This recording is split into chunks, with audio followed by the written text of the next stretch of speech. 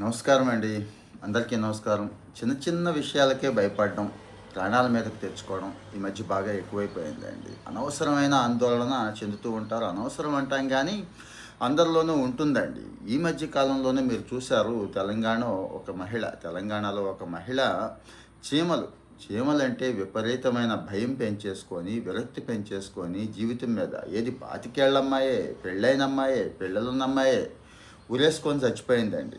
Suicide చేసేసుకుంది. అంటే ఈ ఫోబియాల పరిస్థితి ఎలా ఉంది అంటే సైంటిఫిక్‌గా చూస్తే గణాంకాలు ఏం చెప్తున్నాయంటే ఈ జెన్‌జీలో చాలా ఎక్కువ ఉందండి. అంటే 16% నుంచి 20% మధ్య ఉంది అని అంటున్నారు. అంటే ఎన్ని లక్షల మంది ఆల్మోస్ట్ ఆల్ 1,00,00,000 మంది బాధపడుతున్నారేమో. ఇక వయసు పెరిగే కొద్దీ కాస్త తగ్గుతుంది. 30, 40 వయసు ఉన్న వాళ్ళైతే ఒక 7, 8%. 60 ఏళ్ల వాళ్ళల్లో కూడా జాగ్రత్తగా వినండి. 60 ఏళ్లలో కూడా 3, 4% ఈ ఫోబియాలకి భయపడుతున్నారు అనేది రీసెంట్‌గా వచ్చిన రిపోర్ట్ అండి. అరే! ఏంటి వయసు పెరిగే కొద్దీ ఎలా తగ్గింది? ఈ చిన్న వయసులో ఎక్కువుంది అంటే యెస్ అవునండి. వయసు పెరిగే కొద్దీ ఫోబియాలు తగ్గిపోతే అనుభవం మీద తగ్గుతాయండి. అంటే ఆ విషయాలు ఏ విషయానికైతే మనం భయపడుతున్నామో ఆ విషయం మనకి పరిచయం అయ్యే కొద్దీ ఈ ఫోబియాలు తగ్గిపోతూ ఉంటాయండి. అంటే పరిచయం అయ్యేదాకా వెయిట్ చేయాలా? తట్టుకోలేం కదా! అన్నప్పుడే థెరపీ ఉంటుందండి. థెరపీ కాగ్నిటివ్ బిహేవియర్ థెరపీ అంటారు దీన్నే. ఇంకా ఉన్నాయి. చాలా రకాలైన థెరపీలున్నాయి. సరే అసలు ఫోబియా ఎక్కడ స్టార్ట్ అవుద్ది, ఏంటి అనేది చూద్దామండి. చిన్నప్పుడే స్టార్ట్ అవుద్దండి. మనం చిన్నప్పుడే మొదలెడతాం. బూచి ఎవడొస్తున్నాడు, అది, ఇది అని జెప్పి పిల్లలు ఏదైనా అల్లరి చేస్తే ఒక భయపెడతాం. భోంచేయకపోతే ఇంకో రకంగా భయపెడతాం. నిద్రపోకపోతే ఇంకో రకమైన భయపెడతాం గదా! ఈ భయాలే పెరిగి పెద్దయ్యాక వాడు కొత్తగా కొన్ని రకాల భయాలు తెచ్చుకుంటాడండి. అంటే కొత్తగా కొన్ని వస్తువులు చూస్తేనో, కొన్ని ప్రదేశాలు చూస్తేనో, కొన్ని జంతువులు చూస్తేనో, కొన్ని సంఘటనలకో విపరీతమైన భయాన్ని పెంచేసుకుంటున్నారు. పెంచుకొని ఏదో అది విత్తనం మొలకెత్తిన తర్వాత మహావృక్షం అయిపోతుందంటాను చూడండి. అలాగా ముందు బుర్రలో పడుతుంది చిన్న భయం అనేది. తర్వాత పెద్దదవుతుంది. ఇంకా చాలా చాలా చాలా పెద్దదైపోయి ఇంకో అమ్మాయి అయితే ఆత్మహత్య చేసుకుంది గానీ, మనలో చాలామంది ఆత్మహత్యలు చేసుకోవట్లేదు కానీ, ఆల్మోస్ట్ ఆల్ జీవితం అయితే పాడు చేసేసుకుంటున్నారండి. నిజమే చెప్తున్నాను. జీవితం పాడు చేసేసుకుంటున్నారు. ఎందుకు? అంత ఫోబియాని, అంత భయాన్ని, అంత ఆందోళనని బుర్ర నిండా పెట్టుకుంటే ఇంకా సక్రమంగా ఏం ఉండగలుగుతారు? సక్రమంగా చదవలేరు, సక్రమంగా ఉద్యోగం చేసుకోలేరు, చుట్టూ ఉన్న వాళ్ళతో సక్రమంగా ఉండలేరు. మీకు తెలుసు ఈ రోజుకి కూడా బల్లులంటే ఒకళ్ళకి భయం, నల్లులంటే ఒకళ్ళకి భయం, బొద్దింకలంటే ఒకళ్ళకి భయం, పాములంటే ఒకళ్ళకి భయం, బయట ఖాళీ ప్రదేశాలంటే భయం, నీళ్ళంటే భయం, పైకెక్కితే భయం. ఇన్ని భయం, భయం, భయం. ఈ భయం మనిషి మనిషి ఎదుగుదలని డౌన్ చేసేస్తుందండి. సో మరి ఇది మనసు పొరల్లో తీవ్రంగా అలజడి రేపేసి ఆ ఫోబియాని పెంచేస్తుందండి. పెంచేసి ఇంకెప్పటికప్పుడు దాన్ని ఇక నేను తట్టుకోలేనేమో భవిష్యత్తులో, ఇక దీంతో నా వల్ల కాదేమో అనిపించి సూసైడ్ చేసుకునేదాకా, లేకపోతే నమ్మైపోయేలాగా, లేకపోతే మీకు తెలుసు కదా వ్యక్తిత్వ లోపాలు అంటాను చూడండి, ఎందుకు పనికిరానోడు అంటాను చూడండి, ఇది కూడా ఒక కారణం అండి. పిల్లల్ని బాగా చదివించాలి, పిల్లల్ని అద్భుతంగా తయారు చేయాలి అది అనుకుంటున్నాం కానీ, చిన్న విషయంలో ఈ భయాలు అలవాటు చేసేయటం ఒకటి. పెద్దయ్యాక కూడా పట్టించుకోకపోవడం అంటే ఏ బిహేవియరల్ థెరపీకి తీసుకువెళ్ళకపోవడం ఒకటి. ఇది కూడా సైన్సేనండి. మానసిక శాస్త్రం కాకపోతే మనసుకు సంబంధించింది. సో ఏం లేదు, అక్కడ అంత సీన్ లేదు, నువ్వు భయపడినంత లేదు అని చెప్పి ఒకటి ట్రీట్మెంట్ చెప్తున్నాను జనరల్‌గా. రెండోది పరిచయం చేయడం ఒకటి. సపోజ్ ఆ అమ్మాయికి చీమలంటే భయం. మొదట్లో సన్నగా అసలు వీడియోలు చూపించి, చీమల గురించి చూపించి, చీమలు ఎంత బలహీనంగా ఉంటాయో చూపించి, అంటే థెరపీలో ఇవన్నీ చేస్తారండి. చూపించి అవేవి మనల్ని కాదని చూపించి, ముందు 1, 2 చీమల్ని పక్కనే పెట్టి, తర్వాత ఎక్కువ చీమలను పెట్టి, అవసరమైతే ఆ చీమలను ఒంటి మీద ఎక్కించి, అంటే మెల్లమెల్లగా స్టేజ్ బై స్టేజ్ ఇలా చేస్తారన్నట్టు. అంటే పరిచయం చేస్తూ ఆ భయాన్ని పరిచయం చేస్తూ థెరపీ ఉంటుందండి. ఇక్కడ మీకు కూడా ఒక చిన్న ఎగ్జాంపుల్ చెప్తాను. నా ఎగ్జాంపుల్ బాగా పనికొస్తుందండి. అన్నయ్య నేను సినిమాకెళ్ళాము. పల్లెటూరు ఒక వీధి. వీధి చివర మా ఇల్లు ఉంటుంది. మొత్తం చీకటిగా ఉంటుంది కదండీ! అప్పట్లో వీధి దీపాలు కూడా సరిగ్గా లేవు. ఏదైనా గుడ్డి వెలుతురు తప్పించి.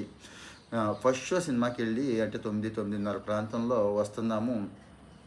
దూరంగా అప్పుడు దెయ్యాల భయం మాకు. ఈ పిల్లలు అన్నాక తిన్నగా ఉండరు కదండీ! దెయ్యాల గురించి బాగా మాట్లాడుకుంటూ ఉంటాం కదా! భయం.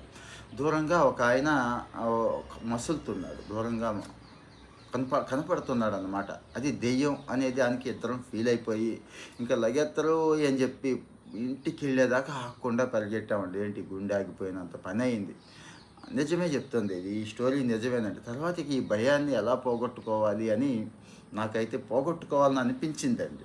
లక్కీగా మరి ఆ పక్కనున్న వాళ్ళు కూడా సాయం చేశారా పరిస్థితిలో తెలియదు కానీ అది ఎంత దాకా వెళ్ళిందంటే పందెం వేసుకొని ఒకరోజు మళ్ళీ ఇదే 10 గంటలకి శ్మశానంలోకి వెళ్ళి రావటం ఒంటరిగా.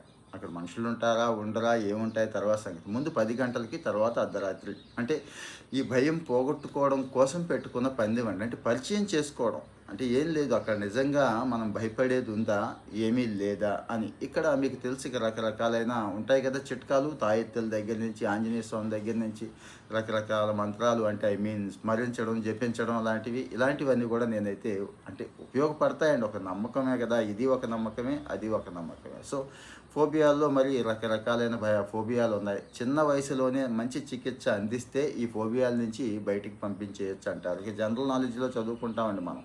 చాలా ఫోబియాలు ఉంటాయి. అరాన్కోఫోబియా అని, సైనోఫోబియా అని, ఎంటమోఫోబియా అని. అంటే కీటకాలను చూస్తే భయం, కుక్కలంటే భయం, సాలిపురుగులంటే భయం. దీన్ని అరాక్నోఫోబియా అంటారు, సాలిపురుగుల భయాన్ని. సైనోఫోబియా అంటే కుక్కలంటే భయం. ఎంటమోఫోబియా అంటే ఎంటమాలజీ కదండి, కీటకాలంటే భయం. అలాగే ఒపిడియోఫోబియా అంటే పాములంటే భయం. మన అమ్మాయి చచ్చిపోయింది కదా, మెర్మికోఫోబియా.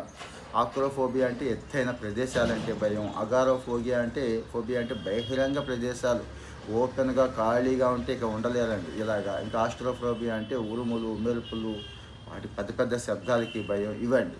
మరి ఈ ఫోబియా వచ్చినప్పుడు బాగా గుండె కొట్టుకునే వేగం బాగా పెరుగుతుంది, చెమటలు పట్టేస్తాయి, శ్వాస తీసుకునే విషయంలో ఇబ్బంది, వణుకు పట్టేస్తూ వణుకు వచ్చేస్తూ ఉంటుంది, తీవ్రమైన మానసిక ఆందోళన వచ్చేస్తుందండి, హార్ట్ రేట్ పెరిగిపోతుంది, కొంతమందికి కొత్తగా బీపీ కూడా అటాక్ అయిపోతుందండి ఆ వయసులోనే. సో మరి ఇందాక నేను స్టాటిస్టిక్స్ చెప్పాను కదా, యంగర్ ఏజ్ పాపులేషన్కి చాలా చాలా ఎక్కువ ఉంది, తర్వాత మిగిలిన వాళ్ళకు కూడా ఉందని. సో చిన్న వయసులో పడుతుంది ఈ బీజం. ఆ చిన్న వయసు నుంచే దాన్ని పరిచయం చేసి ఏదైతే దెయ్యం భయం ఉందో, ఏదైతే బొద్దింకల భయం ఉందో, ఏదైతే పాముల భయం ఉందో, ఇలా కాదు ఇలా అని చెప్పగలిగితే పోతాయి మెల్లమెల్లగా. లేకపోతే అది తీవ్రమైపోతుంది, బాగా పెరిగి పెద్దదైపోతుంది, తర్వాత చాలా ఇబ్బంది పడిపోతామనండి. ఇదే ఇందాక చెప్పాను కదా, ఎక్స్పోజర్ చేయాలి దయచేసి. ఏదైనా ఒక భయం ఉంది అంటే ఆ భయం ఎందుకు వస్తుంది అనే దాన్ని ఎక్స్పోజర్కి వాడండి. ఎక్స్పోజర్ మీన్స్ ఏమీ లేదు, దాన్ని పరిచయం చేయండి. బొద్దింకంటే భయం,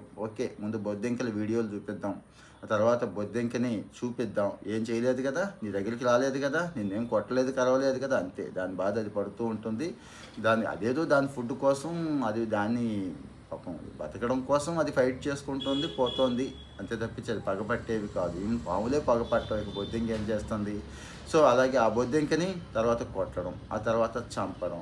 ఒకటి కాదు 10 బొద్దింకలు చంపడం, ఇంతే. బొద్దింకకి అంతకు సీనేమీ లేదు, నువ్వు భయపడే అంత అని చెప్పడం అండి. సో ఇది మీకు అర్థమైంది కదా, ఎక్స్పోజర్ థెరపీ. రెండోది కాగ్నిటివ్ బిహేవియర్ థెరపీ అంటారు. అంటే భయం మనం లోపల ఎలా అయితే పెట్టేసుకున్నామో బుర్రలో, దాని వాస్తవాలు, పుట్టుపూర్వోత్తరాలు, దానికి సంబంధించినవి అన్నీ కూడా చూపిస్తే సరిపోతుందండి. అంతకుమించి ఏం కాదు. లేకపోతే ఈ కుంగుబాటు పెరిగిపోతూ ఉంటుంది అని చెప్తున్నారండి. మరి ఈ కుంగుబాటు పెరిగిపోకూడదు అంటే చికిత్స మీద ఆధారపడి ఉంటుంది. మంచి సైకియాట్రిస్ట్కి చూపిస్తే వాళ్ళు చికిత్స చేస్తారు. అసలు సమస్య ఏంటంటే ఇది కూడా మనం పిచ్చి కింద లెక్కేస్తున్నామండి. అంటే పిచ్చి పట్టింది, పిచ్చిగా ఉన్నాడు, పిచ్చి డాక్టర్ దగ్గరికి వెళ్ళాలా, మెంటల్ హాస్పిటల్కి తీసుకెళ్ళాలా, అంటే వీడికి మెంటల్ ఉంది అంటే ఇక తర్వాత కుటుంబాన్ని ఏమనుకుంటారు, వీడిని ఏమనుకుంటారు, ఇవన్నీ పెట్టుకుంటున్నాం తప్పించి మన జీవితం అంతా కూడా మటాష్ అయిపోతుంది ఇవన్నీ అనేది మర్చిపోతున్నామండి మనందరం కూడా. సో మరి ఈ exposure therapy, cognitive behaviour therapy రెగ్యులర్గా 2 వాడుతూ ఉంటారు. ఈ మధ్య ఫ్రెండ్ ఒక సైకాలజిస్ట్ని కలిసినా కూడా ఇవే విషయాలు డిస్కస్ చేసుకున్నామండి. అప్పుడు చాలా విషయాలు చెప్పారు. సో మరి మొదట్లో ఉన్న ఇబ్బందిని డే బై డే కొంతమందికి 4-5 సిట్టింగుల్లో, కొంతమందికి 10 సిట్టింగుల్లో పోతుందండి. ఏముంటుంది, ఒక 5,000 10,000 ఖర్చు అవుతుంది. అయితే అవనివ్వండి, జీవితం అంతకంటే గొప్పది కదా.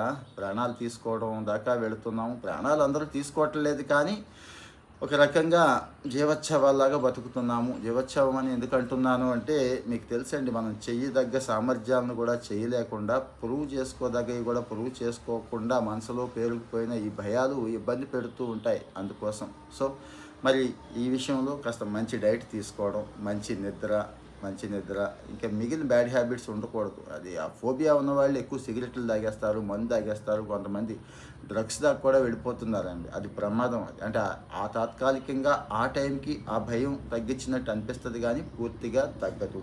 మంచి పోషకాహారం తీసుకోండి, మంచి వ్యాయామం చేయండి, ఫ్రెండ్స్‌తో చక్కగా ఫ్రెండ్స్‌తో గడపండి, డిస్కస్ చేయండి. ఇలాంటివేవి మంచి ఫ్రెండ్స్‌తో ఈ ఫోబియాని పోగొట్టే ప్రయత్నం చేసే ఫ్రెండ్స్ ఉంటారు. అంటే ఆడు కాస్త ధైర్యవంతుడు అయి ఉండాలి. ఆడే పిరికోడు అయి ఉంటే వాడు మీకేం చెప్తాడు? సో, మరి ఇవండి. సో, దయచేసి ఆ అమ్మాయి చనిపోవటం చాలా క్వెషన్స్ రైజ్ చేసి ఉండాలి.